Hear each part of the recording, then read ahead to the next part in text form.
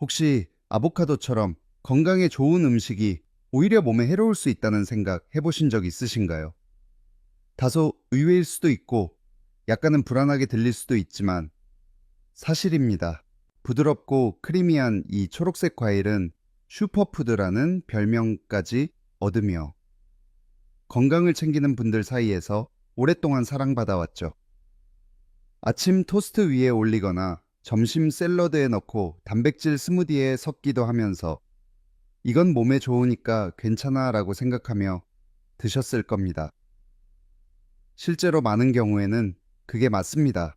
하지만 오늘 제가 드릴 말씀은 조금 다릅니다. 많은 분들이 아보카도를 먹으면서도 무심코 저지르는 6가지 흔한 실수가 있습니다. 이런 실수들은 우리의 건강 목표를 조용히 방해하거나 약물과의 상호작용 소화기 문제, 심지어 알레르기 반응으로까지 이어질 수 있습니다. 오늘 영상에서는 그 6가지 실수에 대해 과학적 연구와 영양학 데이터를 바탕으로 하나하나 살펴보려 합니다. 단순한 팁이 아닙니다. 제대로 알고 실천하면 아보카도를 더 안전하고 건강하게 즐기실 수 있게 될 거예요. 그리고 본격적으로 시작하기 전에요. 혹시 평소에 아보카도를 자주 드신다면 어떤 방식으로 드시는지 댓글로 남겨주실 수 있을까요? 구운 토스트에 올리시나요? 샐러드에 곁들이시나요? 아니면 그냥 반으로 갈라서 드시나요? 여러분의 이야기를 나눠주시면 다른 분들께도 큰 도움이 될 수 있습니다. 또 이렇게 차분하고 과학적인 건강 정보를 꾸준히 받고 싶으시다면 장수지혜연구소 채널 구독도 잊지 마세요. 우리 모두가 건강하고 지혜롭게 나이 들어가는 길에 함께하고 있으니까요. 자, 그럼 첫 번째 실수부터 말씀드릴게요. 많은 분들이 전혀 모르고 있는 천연 독소에 관한 내용입니다. 아보카도 식물 전체에는 퍼신 펠신타이라는 자연 화합물이 들어 있습니다. 이 성분은 포장지에도 요리책에도 거의 언급되지 않지만 실제로는 잎이 껍질 씨앗은 물론 우리가 먹는 과육에도 아주 소량 포함되어 있습니다. 일단 너무 걱정하지는 마세요. 잘 익은 아보카도 과육에 들어있는 퍼신의 양은 아주 적고 대부분의 건강한 사람에게는 큰 문제가 되지 않습니다.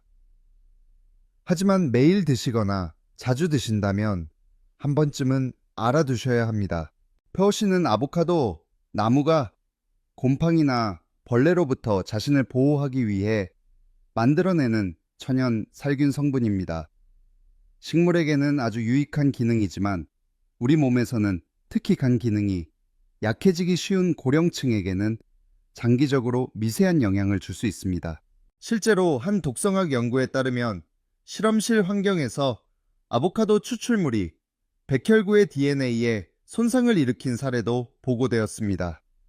물론 이 연구가 바로 아보카도를 먹으면 DNA가 망가진다는 뜻은 아닙니다. 다만 우리가 자연식품이라고 해서 무조건 무제한으로 먹어도 괜찮다고 생각해서는 안 된다는 점을 시사합니다. 특히 나이가 들어간다는 건 간의 해독 능력이나 체내 대사 능력이 점점 낮아질 수 있다는 의미이기도 하죠. 게다가 동물에겐 더 강하게 반응하기도 합니다.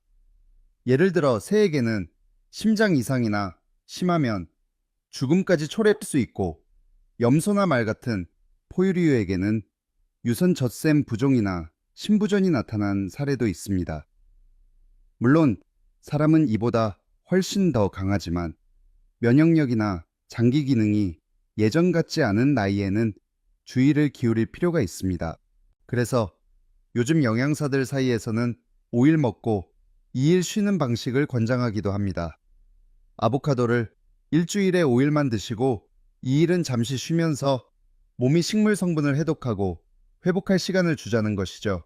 정리하자면 아보카도처럼 건강한 식품도 균형과 의식적인 섭취가 필요합니다.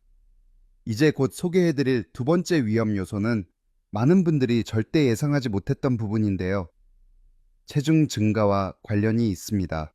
이제 많은 건강 컨셔스 분들이 잘못 알고 있는 또 하나의 함정, 바로 칼로리 문제에 대해 말씀드릴게요.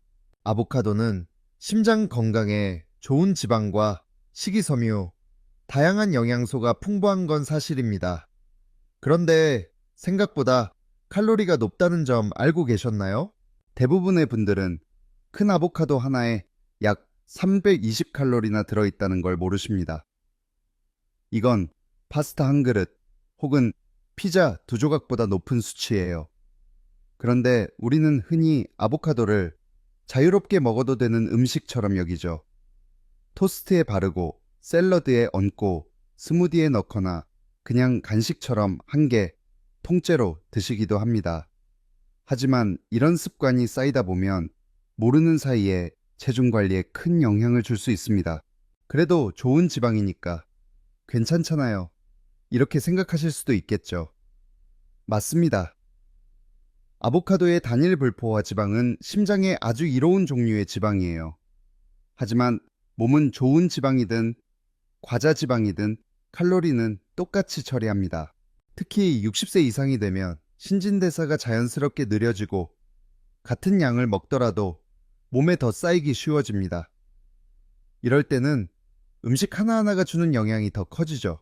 실제로 대규모 임상 연구에 따르면 매일 아보카도를 먹은 사람들의 체중이 유지된 경우도 있었지만 그건 철저히 대체 방식으로 먹었기 때문입니다. 예를 들어 샌드위치에 마요네즈 대신 아보카도를 바른다거나 치즈 대신 소량의 아보카도를 넣는 식으로 말이에요. 기존 식단에 추가로 더하는 방식이 아니라 교체해서 조절한 거죠. 그럼 하루에 어느 정도가 적당할까요? 영양 전문가들은 보통 중간 크기 아보카도의 1, 3조각 약 50g 정도, 즉 80, 100칼로리를 권장합니다. 이 정도면 지방 섭취도 적당하고 포만감도 느낄 수 있어요. 도움이 되는 팁 하나 더 드릴게요. 하루 아보카도 섭취량을 일주일간 기록해보세요. 생각보다 자주 드시고 계셨다는 걸 알게 되실 수도 있어요. 만약 매일 반 개나 한 개씩 드셨는데도 몸무게가 줄지 않거나 옷이 점점 타이트해지는 걸 느끼셨다면 그 이유가 바로 여기에 있을 수 있습니다. 다시 말씀드리지만 아보카도가 나쁜 건 절대 아닙니다. 하지만 아무리 좋은 음식도 지나치게 많이 먹으면 오히려 방해가 될 수 있다는 점 꼭 기억해 주세요. 다음으로는 훨씬 더 심각한 위험에 대해 말씀드릴게요. 특정 알레르기 체질을 가진 분들에겐 특히 주의가 필요한 주제입니다. 아보카도와 라텍스 알레르기 사이에 깊은 연관이 있다는 사실 들어보신 적이 있으신가요? 많은 분들이 전혀 생각하지 못하는 부분이지만 숨겨진 알레르기 반응을 가진 분들에겐 아주 중요한 이야기입니다. 특히 과거에 고무장갑이나 풍선의료기구 등에 닿았을 때 가렵거나 불편했던 기억이 있으신 분들이라면 꼭 귀 기울여 주세요. 이것을 라텍스 과일 증후군, 레이텍스 프루이트 신드롬 이라고 부르는데요. 자연 고무 라텍스에 알레르기 반응을 보이는 분들이 일부 과일에도 동일한 반응을 보이는 현상입니다.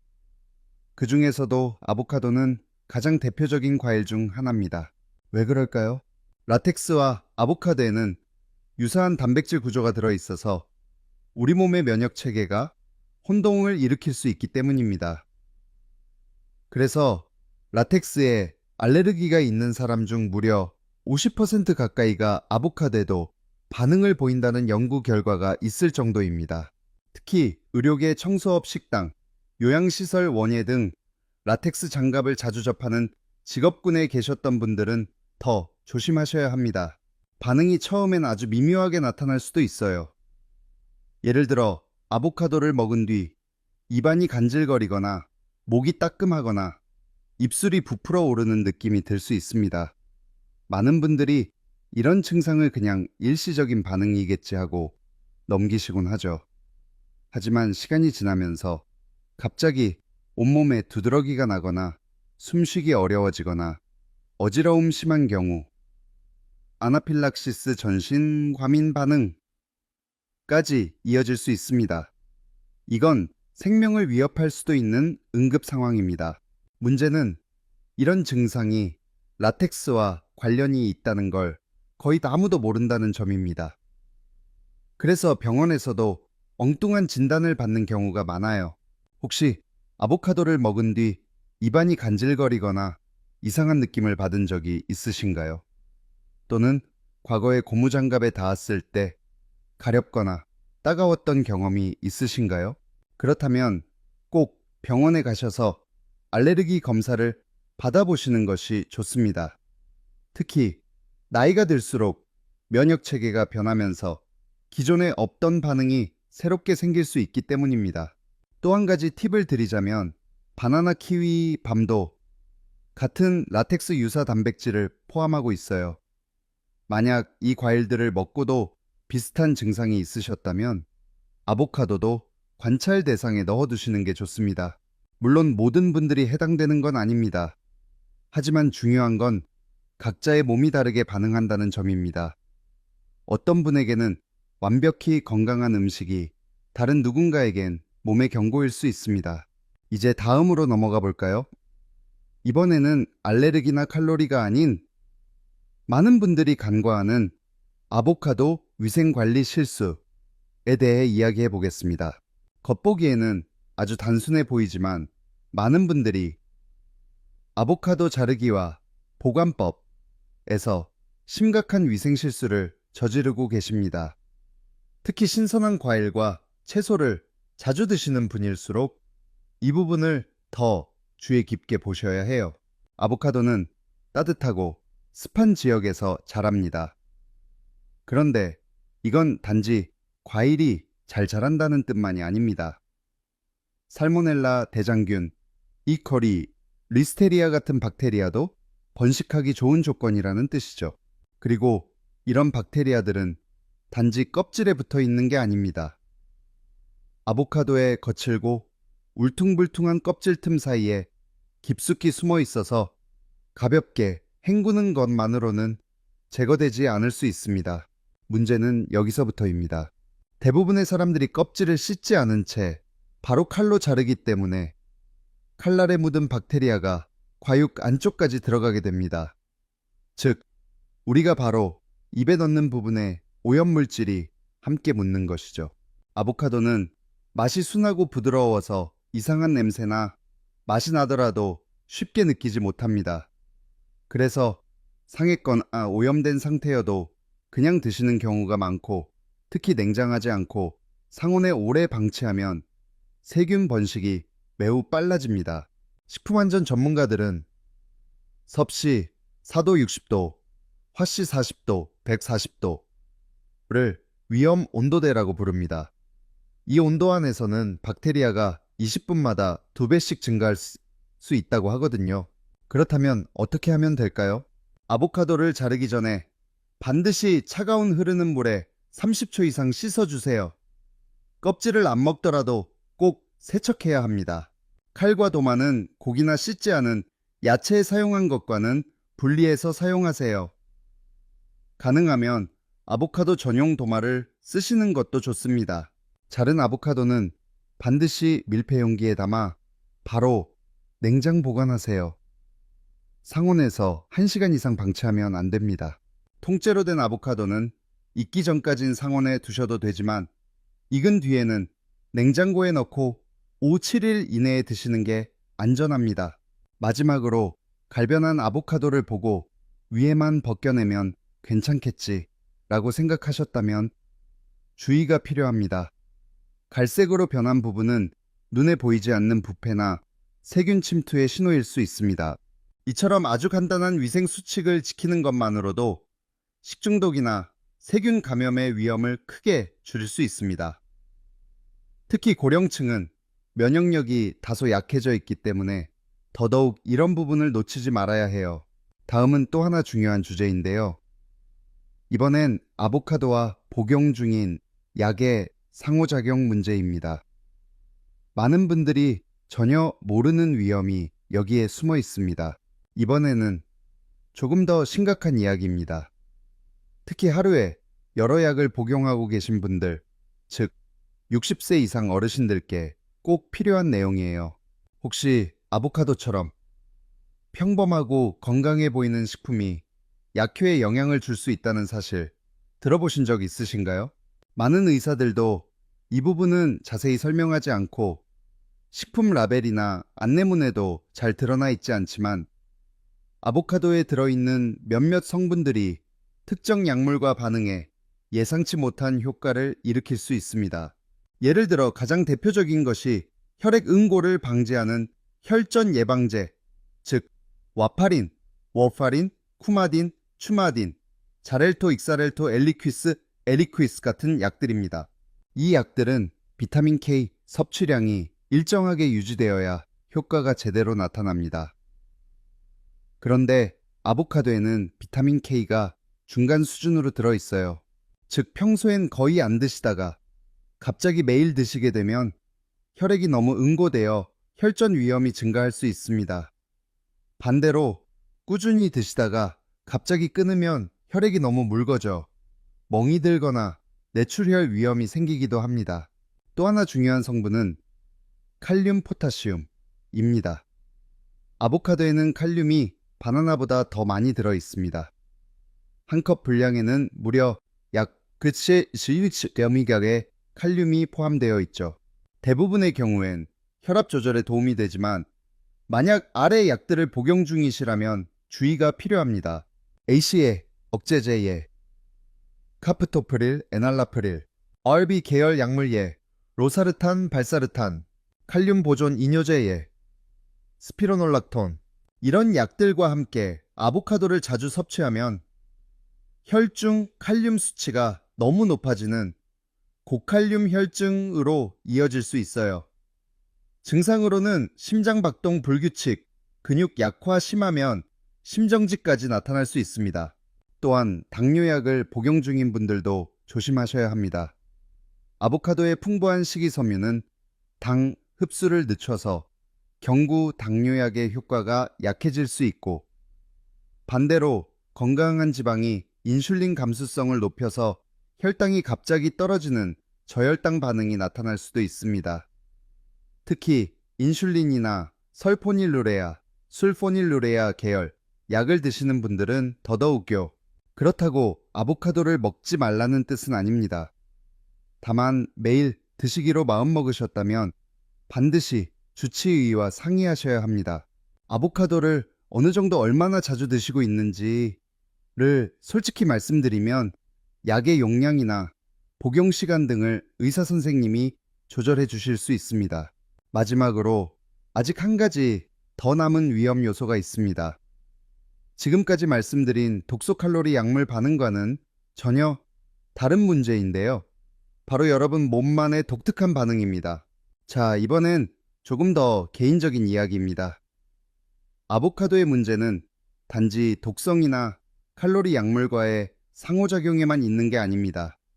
가장 중요한 건 여러분 몸이 아보카도에 어떻게 반응하느냐입니다. 아보카도는 건강한 지방과 영양소가 풍부하지만 모든 사람에게 다 잘 맞는 음식은 아닙니다. 특히 나이가 들면서 어떤 분들에겐 아주 미세하지만 진짜로 불편한 증상이 생길 수 있어요. 그리고 그런 변화는 쉽게 지나치거나 잘못 해석되기도 합니다. 예를 들어 볼게요. 잘 익은 아보카도 한 개에는 식이섬유가 무려 10성 이상 들어 있습니다. 이 정도 섬유질은 소화가 느려진 장이나 예민한 위장에는 다소 부담스러울 수 있습니다. 과민성 장증후군 IBS이나 장운동 저하 혹은 평소에 섬유질 섭취가 적었던 분들이라면 갑자기 아보카도를 드셨을 때 복부 팽만감 가스, 복통 변비와 설사의 급격한 전환 등을 경험하실 수 있습니다. 뿐만 아니라 아보카도에는 솔비톨이라는 천연 단갈코올이 들어있어요. 이 성분은 포디메피라 불리는 특정 탄수화물 그룹에 속하는데 이 그룹은 과민성 장증후군, IBS-O이나 소장, 세균 과잉 증식, 세이보 이 있는 분들께 소화불량을 유발할 수 있습니다. 심지어 아보카도에 들어있는 히스타민의 성분 때문에 불편함을 겪는 분들도 있습니다. 특히 너무 익은 아보카도를 먹었을 때 가려움, 홍조, 두통, 피부 발진 등을 경험하셨다면 히스타민 과민 반응일 수 있습니다. 이런 반응은 나이가 들수록 더 흔해질 수 있어요. 또 한 가지는 구강 알레르기 증후군, 오럴 알러지 신드롬입니다. 이건 아보카도 속 단백질을 자작나무 꽃가루, 돼지풀 꽃가루 등과 혼동한 면역 반응으로 입안이 간질거리거나 목이 따갑거나 입술이 따끔거리는 증상이 나타날 수 있습니다. 심지어 어떤 분들은 유전적으로 지방이나 식물 독소, 퍼신을 잘 분해하지 못하는 체질을 갖고 계십니다. 게다가 나이가 들면 소화효소의 분비도 줄어들기 때문에 겉보기에 아무리 건강해 보이는 음식이라도 몸에 부담이 될 수 있는 거죠.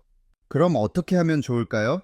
방법은 아주 간단하지만 강력합니다.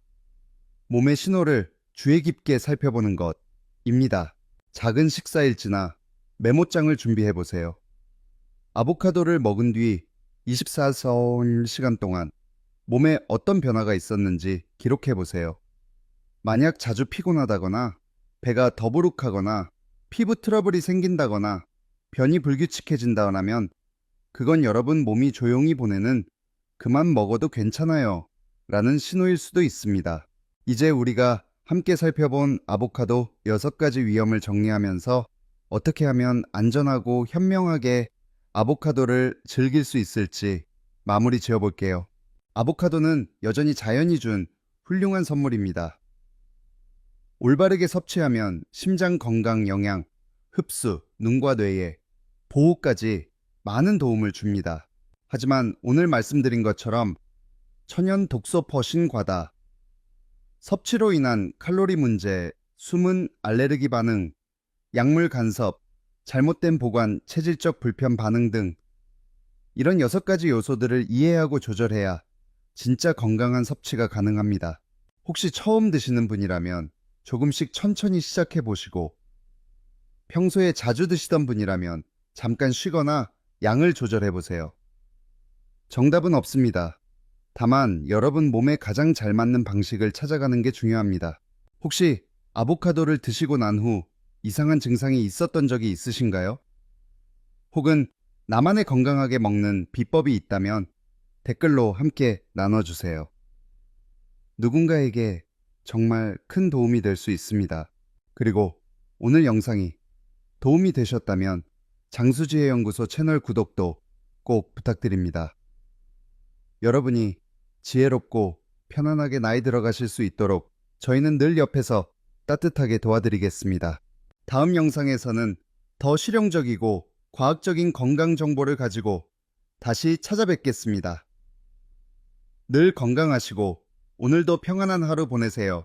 밤중에 소변이 마려워 한두 번, 심지어는 4번이나 깨어난 적이 있으신가요? 그렇다면 절대 혼자가 아닙니다. 그리고 무엇보다 중요한 건 이런 일이 나이 들어 당연한 일이라고 여기며 그냥 받아들일 필요는 없다는 사실입니다. 안녕하세요. 만약 60세 이상이시고 밤마다 화장실에 가느라 잠이 자주 끊기고 계시다면 저는 꼭 말씀드리고 싶습니다. 이건 단순히 노화의 자연스러운 현상이 아니라는 점을요. 사실 이것은 우리 일상 속의 어떤 습관이나 생활 리듬이 균형을 잃었다는 신호일 수 있습니다. 그리고 좋은 소식도 함께 전해드립니다. 약을 먹거나 병원에 가거나 복잡한 치료를 받지 않아도 됩니다. 단지 몇 가지 사소하지만 똑똑한 습관을 바꾸는 것만으로 밤중 소변 문제를 충분히 개선할 수 있습니다. 밤에 자꾸 깨는 건 단순히 짜증나는 일이 아닙니다. 그것은 우리의 에너지를 앗아가고 집중력을 흐리게 하며 시간이 지날수록 낙상 위험 기억력 저하, 우울감까지 불러올 수 있습니다.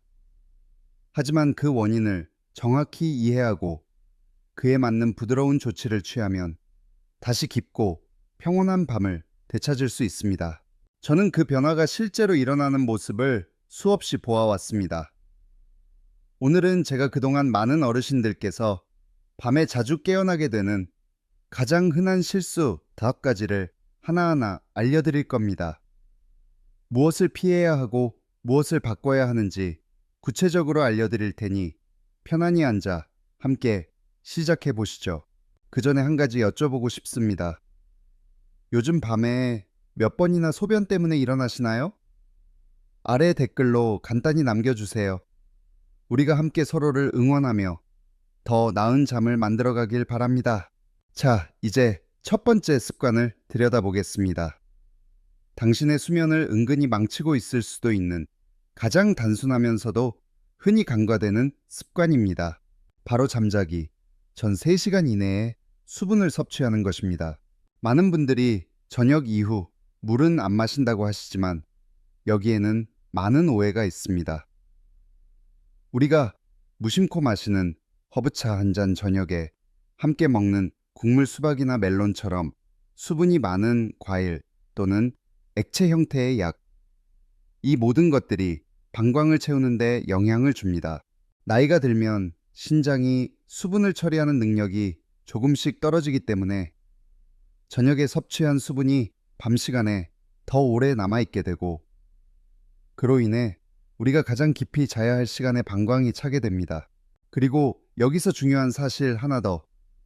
방광이 밤에 차게 되면 우리 몸은 깊은 수면 단계인 렘 수면에 도달하기 전에 잠에서 깨어납니다. 그 단계야말로 뇌가 회복되고 몸이 재충전되는 가장 소중한 시간인데 말이죠. 그래서 만약 아침에 일어나도 개운하지 않고 낮에 계속 졸리고 자꾸 쉬고 싶다면 단순히 나이 때문이 아닐 수 있습니다. 바로 이 습관 하나가 당신의 깊은 잠을 훔치고 있었던 것일지도 모릅니다. 하지만 해결 방법은 정말 간단합니다. 바로 수분 섭취 마감 시간을 정하는 것입니다. 예를 들어 밤 9시에 주무신다면 오후 6시 이후에는 모든 수분 섭취를 멈춰보세요. 단순히 물뿐만 아니라 차, 커피, 주스, 국물, 음식, 과일, 심지어 아이스바 같은 것도 포함입니다. 너무 목이 마를까 걱정되신다면 작은 컵에 물을 조금 따라 두시고 꼭 필요할 때만 드시면 됩니다. 수분을 끊는 게 아니라 언제 마시는지를 바꾸는 것이 핵심입니다. 가능하다면 수분 섭취는 아침과 점심 사이에 집중하세요. 그 시간대에 신장이 가장 활발하게 작동하고 방광도 충분히 비워낼 수 있기 때문입니다. 이렇게 바꾸면 어떤 변화가 일어날까요? 우리 몸은 밤에 소변 생성을 억제하는 바소프레신이라는 호르몬을 더 많이 분비하게 됩니다. 덕분에 방광이 차는 속도가 느려지고 더 오래 깊은 수면을 유지할 수 있게 되는 겁니다. 결과적으로 아침에 더 개운하고 활력이 돌아오며 하루가 한결 가볍고 즐거워지게 됩니다. 아주 작지만 정말 큰 변화를 이끄는 시작이 될 수 있습니다. 이제 이 한 가지 습관이 어떻게 밤잠을 망칠 수 있는지 살펴보셨으니 다음으로 넘어가 보겠습니다. 이번엔 더욱 교묘하지만 흔한 습관입니다. 늦은 저녁 식사와 자연적인 이뇨작용을 유발하는 음식들에 대한 이야기입니다. 하루 일과가 끝난 뒤에 저녁 식사 혹은 가벼운 야식이 나쁜 거라고 생각하기는 어렵습니다. 오히려 하루의 위로처럼 느껴지기도 하죠. 하지만 많은 분들이 모르는 사실이 있습니다. 바로 저녁 식사의 시간과 식단이 밤에 화장실에 몇 번 가게 되는지에 큰 영향을 준다는 사실입니다. 먼저 식사 시간부터 살펴보겠습니다. 잠자기 전 2-3시간 이내에 식사를 하면 우리가 잠들려는 동안에도 소화기관이 계속 일하게 됩니다. 그리고 그 소화 과정은 단순히 위장에만 영향을 주는 것이 아니라 신장까지 자극하게 됩니다. 특히 그 식사에 자연적인 이뇨작용이 있는 식재료가 포함되어 있다라면 말이죠. 문제는 여기서부터 시작됩니다. 우리가 건강식이라고 여기는 많은 식재료들, 예를 들어 토마토, 샐러리, 수박, 녹차, 다크초콜릿 한 조각까지 모두 자연적인 이뇨 성분을 가지고 있어 우리 몸이 수분을 더 많이 배출하게 만듭니다. 그리고 이 배출 작용은 우리가 자고 있는 밤에 집중되곤 합니다. 또 한 가지는 소금입니다. 나트륨이 많이 든 음식을 먹으면 우리 몸은 낮 동안 수분을 저장하고 있다가 밤에 누워 있을 때 한꺼번에 그것을 배출하려는 경향이 있습니다. 그래서 어떤 분들은 낮에는 소변을 거의 보지 않다가 밤에만 유독 자주 화장실에 가게 되는 거죠. 그럼 어떻게 해야 할까요? 첫째, 저녁 식사는 잠자기 최소 4시간 전에 마치시는 걸 권장드립니다. 만약 밤 9시에 주무신다면 오후 5시에서 6시 사이에 저녁을 드시는 것이 좋습니다. 그래야 몸이 소화와 수분 처리를 모두 끝낸 상태에서 잠자리에 들 수 있게 됩니다. 둘째, 저녁 식단에 조금만 신경을 써보세요. 토마토, 아스파라거스, 오이 녹차, 초콜릿, 수박, 허브차 등은 저녁 시간대에는 피하시는 게 좋습니다. 대신 밤에 드시기 좋은 음식들, 예를 들어 닭가슴살 칠면조, 고기 고구마, 현미 바나나, 오트밀 찐 당근이나 브로콜리, 이런 것들은 소화가 잘 되고 방광에도 자극을 주지 않습니다. 이 작은 변화 하나가 단순히 밤에 화장실을 덜 가게 해주는 것을 넘어서 소화 기능 개선, 위산 역류, 예방 깊고 끊김 없는 수면 유지까지 도와줍니다. 그리고 많은 분들이 공통적으로 이야기하십니다. 아침에 얼굴이 덜 붓고 몸이 한결 가벼워졌어요. 이유는 간단합니다. 자는 동안 몸이 밤새 수분 균형을 맞추느라 애쓰지 않아도 되기 때문입니다. 자는 동안은 회복과 재충전에 집중할 수 있도록 해주는 것이 가장 중요합니다. 만약 약을 꼭 음식과 함께 드셔야 해서 저녁을 늦게 드시는 분이라면 괜찮습니다. 담당 의사나 약사 선생님과 상의하셔서 스케줄을 조정하는 방법도 있습니다. 유연한 방법은 언제나 있습니다. 이렇게 식사 시간과 식단을 바꾸는 것만으로도 다음 날 아침에 몸이 훨씬 가볍고 머릿속이 맑아지고 에너지가 돌아오는 걸 경험하실 수 있습니다. 다음으로는 우리가 흔히 좋은 습관이라고 믿고 있는 것 중 하나가 실제로는 수면을 방해하고 있었던 이야기를 나눠볼까 합니다. 바로 잠자기 전에 혹시 모르니까 화장실에 가는 습관입니다. 잠자기 전에 혹시 자다가 마려우면 안 되니까 하는 마음으로 화장실에 가는 습관 아주 흔하죠. 많은 분들이 이런 습관을 가지고 계시고 겉보기엔 전혀 문제가 없어 보입니다. 하지만 놀라운 사실은 이 습관이 오히려 방광의 기능을 약화시키고 밤중 소변 문제를 더 악화시킬 수 있다는 점입니다. 이유를 설명드릴게요. 우리 방광은 근육입니다. 그리고 다른 근육들과 마찬가지로 반복되는 습관에 따라 기능이 달라지게 되어 있습니다. 방광이 충분히 차지 않은 상태에서도 매번 비우게 되면 우리 몸은 그 상태를 정상 용량으로 인식하게 됩니다.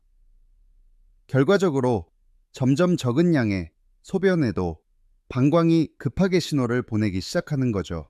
이게 실제 생활에서는 어떤 모습으로 나타날까요?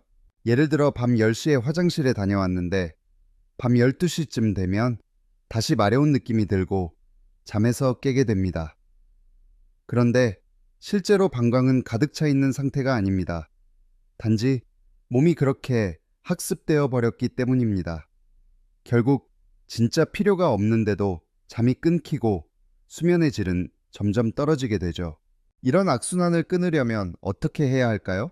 먼저 진짜 필요한 경우 인지 스스로에게 물어보는 습관을 가져보세요. 지금 정말 자연스럽고 분명한 소변 욕구가 있는가? 아니면 습관이나 걱정 때문에 가려는 걸까? 그 질문이 명확하지 않다면 마음을 다른 데로 돌려보세요. 예를 들어 책을 읽거나 잔잔한 음악을 듣거나 가볍게 호흡을 하면서 15, 20분 정도 지나보는 겁니다. 많은 경우 그 느낌은 사라집니다. 왜냐하면 애초에 진짜 신호가 아니었기 때문입니다. 물론 이동이 불편하시거나 응급 상황에 대한 불안감이 있으시다면 작은 이동식 병이나 간이 요강을 곁에 두는 것도 괜찮습니다. 하지만 그것을 매일 밤 습관적으로 사용하지 않는 것이 중요합니다. 어디까지나 마음의 안심용이지 의례적인 행동이 되어선 안 됩니다.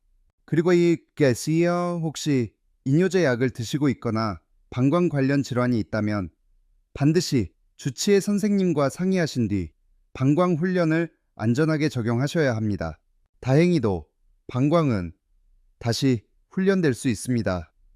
이 혹시 몰라서 화장실 가는 습관을 멈춘 분들 중 대부분이 점차 잠을 오래 유지하게 되고 방광에 대한 자신감도 회복하며 밤에 쓸데없이 깨는 일이 줄어들었다고 말씀하십니다. 그리고 무엇보다 중요한 변화는 다시금 내 몸과 밤의 리듬을 내가 주도할 수 있다는 자신감을 갖게 된다는 점입니다. 이제 수분 섭취 식사 그리고 방광 습관까지 다뤘다면 다음으로는 대부분의 분들이 전혀 예상하지 못한 부분을 짚어보려 합니다. 바로 수면 자세와 베개의 배치가 방광에 미치는 영향입니다. 정말 놀랍게도 우리가 자는 자세나 사용하는 베개가 방광을 눌러 밤새 화장실을 자주 가게 만들 수 있다는 사실 알고 계셨나요? 잘 때 엎드리거나 옆으로 누웠지만 몸을 제대로 지지하지 않는 자세는 하복부에 압력을 가하게 됩니다.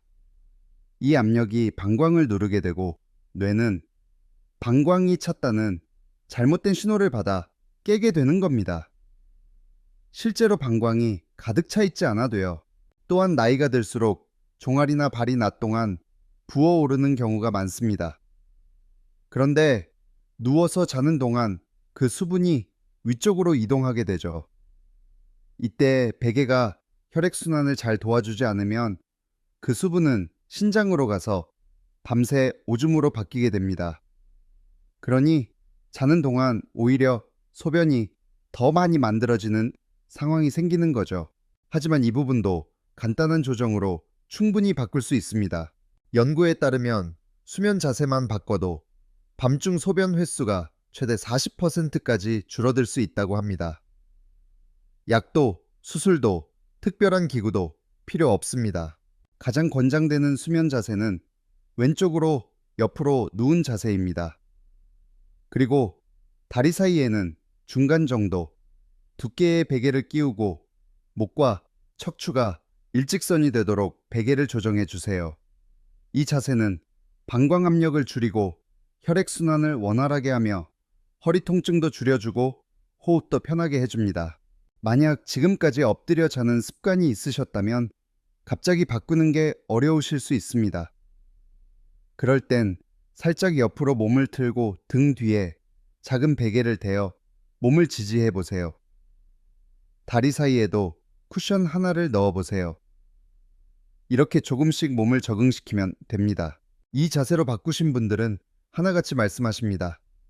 자세 하나 바꿨을 뿐인데 이렇게 수면이 달라질 줄은 몰랐어요. 화장실 덜 가게 된 것은 물론이고 아침에 몸이 덜 뻐근하고 허리나 무릎 통증이 줄어들었다는 분들도 계십니다. 심지어 코골이가 줄고 숨쉬기가 편해졌다는 분들도 있죠. 관절염이 있으신 분들을 위한 인체공학적인 베개도 많이 나와 있으니 활용해 보셔도 좋습니다. 그리고 밤에 더위를 많이 타는 분들이라면 너무 두껍거나 열을 가두는 소재의 베개는 피해 주세요.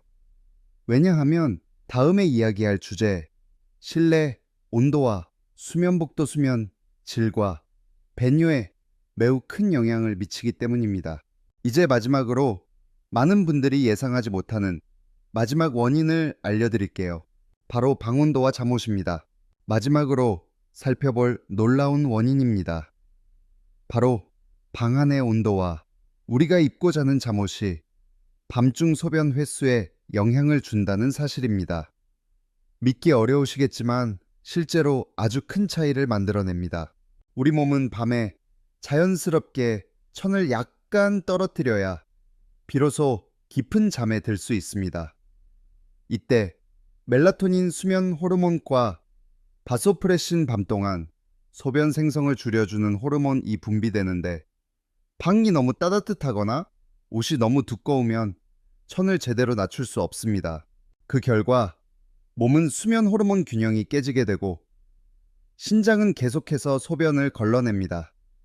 그래서 새벽 1시, 3시, 5시마다 화장실에 가게 되는 겁니다. 그런데 많은 어르신들께서는 밤에 에어컨을 끄고 주무시거나 두꺼운 잠옷을 입고 무거운 이불을 덮고 주무시곤 합니다. 따뜻함이 포근하게 느껴지기 때문이죠. 하지만 이런 습관이 오히려 몸의 자연스러운 수면 리듬을 방해하고 있을 수 있습니다. 그렇다면 어떻게 해야 할까요? 가장 이상적인 방 온도는 섭씨 18도에서 20도 사이, 화씨 64, 8도입니다. 이 온도는 몸이 자연스럽게 식을 수 있도록 도와주며 깊은 수면과 호르몬 균형을 촉진합니다. 에어컨이 없다면 천장 선풍기나 이동식 선풍기 또는 기온이 허락된다면 창문을 살짝 열어두는 것만으로도 큰 도움이 됩니다. 그 다음은 잠옷입니다. 두꺼운 플란넬이나 인조 섬유보다는 가볍고 통기성이 좋은 소재, 면린넨, 대나무 섬유 등이 좋습니다. 이런 천은 열을 빠르게 방출시켜 몸이 편안하게 쉴 수 있도록 도와줍니다. 또한 너무 많은 겹으로 입기보다는 조절 가능한 얇은 겹으로 입으시는 걸 추천드립니다. 밤새 더워졌을 때 한 겹만 벗으면 되니까요. 그래야 과열로 인한 야간 소변 자극도 줄일 수 있습니다. 이 작은 변화 하나로 잠이 깊어졌어요. 새벽에 덜 깨요. 아침에 머리가 맑아졌어요. 라고 말씀하시는 분들이 정말 많습니다. 어떤 분들은 혈압이 안정되었고 식은땀이 줄었으며 특히 갱년기 여성분들은 야간 발환과 수면 장애가 줄었다고 말씀하십니다. 결국 우리가 자는 환경을 조금만 조정하면 문제는 방광에 있지 않았던 걸 깨닫게 되실 수도 있습니다. 좋은 수면은 약으로만 해결되는 게 아닙니다. 몸이 편안히 쉴 수 있도록 환경을 만들어주는 것에서 시작됩니다. 이제까지 말씀드린 5가지 습관, 수분 식사, 방광 사용 습관, 수면 자세, 그리고 수면 환경. 이 모두는 따로 떨어져 있는 것이 아닙니다. 연결되어 있고 함께 작용합니다. 그렇다면 어떻게 이 모든 걸 실제 생활에 적용할 수 있을까요? 마지막으로 오늘부터 바로 시작할 수 있는 실천 루틴을 정리해 드릴게요. 오늘 말씀드린 내용을 바탕으로 바로 오늘 밤부터 실천할 수 있는 간단한 루틴을 정리해 드리겠습니다. 이건 절대 어렵지 않습니다. 몸이 원래 갖고 있는 회복력을 다시 살려주는 지혜로운 생활 습관의 전환일 뿐입니다. 먼저 기억하세요. 밤마다 화장실에 자주 가는 것이 단순히 나이 탓만은 아닙니다. 대부분은 우리가 알지 못하고 반복해온 습관들에서 비롯됩니다. 그래서 이렇게 바꿔보세요. 수분 섭취는 저녁 6시 이전에 마치기. 단순한 물뿐 아니라 국물, 차, 과일, 액상, 약까지 포함해 주세요. 꼭 물이 필요할 땐 소량만 천천히 드세요. 저녁 식사는 자기 전 최소 4시간 전에 마치기. 가급적이면 5시, 6시 사이에 드시는 걸 권장합니다. 토마토 오이, 수박, 녹차, 초콜릿 등 이뇨 성분 있는 식품은 피하세요. 대신 단백질 고구마 오트밀, 바나나 찐 채소처럼 부드러운 식단을 선택하세요. 혹시 몰라서 가는 화장실은 지양하기. 진짜 소변 신호인지 단지 불안감이나 습관인지 스스로 물어보세요. 습관적으로 비우는 행동은 방광의 수용력을 약화시킬 수 있습니다. 수면 자세를 왼쪽 옆으로 조정하기, 다리 사이에 베개를 끼우고 척추와 목이 일직선이 되도록 베개를 조절하세요. 엎드려 자던 습관이 있다면 조금씩 옆으로 틀어보며 천천히 바꾸어도 좋습니다. 방 온도는 18, 20도. 잠옷은 가볍고 통기성 있는 소재로 두꺼운 플란넬이나 합성 섬유보다는 면린넨 대나무 소재를 추천드립니다. 너무 덥지 않도록 조절 가능한 얇은 겹으로 준비해보세요. 이 5가지 습관을 함께 적용하면 약 없이도 밤중 소변 문제를 개선하고 더욱 깊고 회복력 있는 잠을 잘 수 있습니다. 그리고 꼭 기억해주세요. 더 나은 수면을 위한 변화는 지금부터 시작할 수 있습니다. 늦은 때란 없습니다. 우리 몸은 여전히 회복하고 적응하고 편안히 쉴 수 있는 능력을 갖고 있습니다. 단지 그 조건을 만들어주는 것, 그게 오늘 우리가 함께한 목표였습니다. 혹시 오늘 영상이 도움이 되셨다면 좋아요를 눌러주시고 아래 댓글로 어떤 부분이 가장 인상 깊었는지 남겨주세요. 제가 모두 꼼꼼히 읽고 더 나은 콘텐츠로 보답드리겠습니다. 그리고 아직 구독하지 않으셨다면 꼭 장수지혜 연구소를 구독해주세요. 여러분의 건강 활력, 그리고 독립적인 삶을 응원하는 공간이니까요. 오늘 밤 편안한 잠 주무시길 진심으로 바랍니다. 당신은 깊이 쉬어갈 자격이 충분합니다.